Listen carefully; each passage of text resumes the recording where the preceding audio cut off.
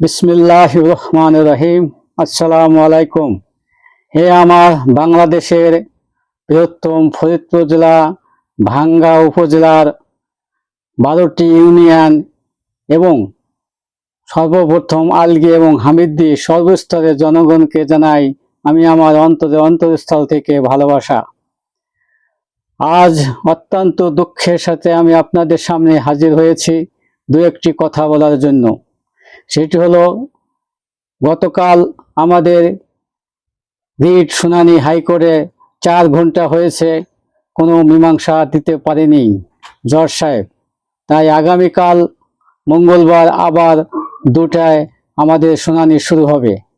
এই জন্য আমি আমার বৃহত্তম ফরিদপুর জেলা ভাঙ্গা উপজেলার 12টি ইউনিয়নের সর্বজনগণকে জানাচ্ছি, আপনারা সর্বপ্রথম সব সময় আদালতের দিকে সুস্পষ্ট নজর রাখবেন। আমরা শান্তিকামী মানুষ, আমরা শান্তির জন্য প্রস্তুত আছি। যদি কোনো অন্যায়ভাবে আমাদের এই আলগী এবং হামিদ্দি ইউনিয়নকে নিয়ে যদি কোনো ষড়যন্ত্র করে এই সরকার, পরবর্তীতে ভাঙ্গার জনগণ এবং 12টি ইউনিয়নের জনগণ রাজপথে নামবে এবং সারা বাংলাদেশের যে কি পরিণত হবে তা একমাত্র এই বর্তমান সরকারই তাই জানে।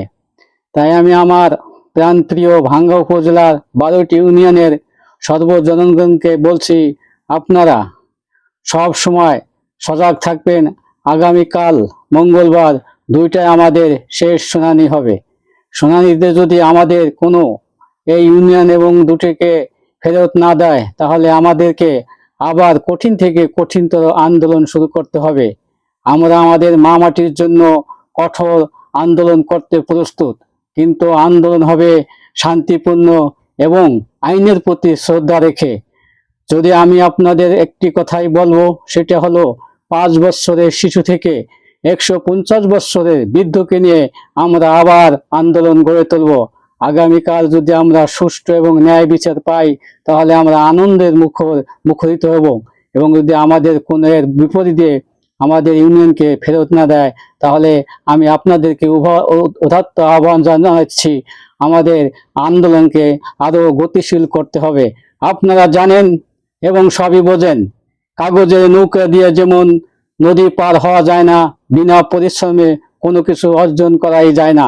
তাই আমি আপনাদেরকে বলবো, কঠিন থেকে কঠিনতর আন্দোলন করতে হবে।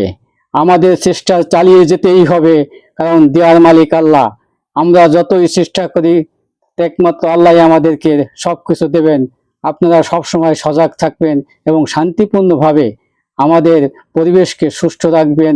এবং আমাদের পরবর্তী আগামীকাল শুনানি 2টায় হবে। পরবর্তীতে আমরা আবার কি নির্দেশ পাবো, সেই নির্দেশের অপেক্ষায় রইলাম। আল্লাহ হাফেজ।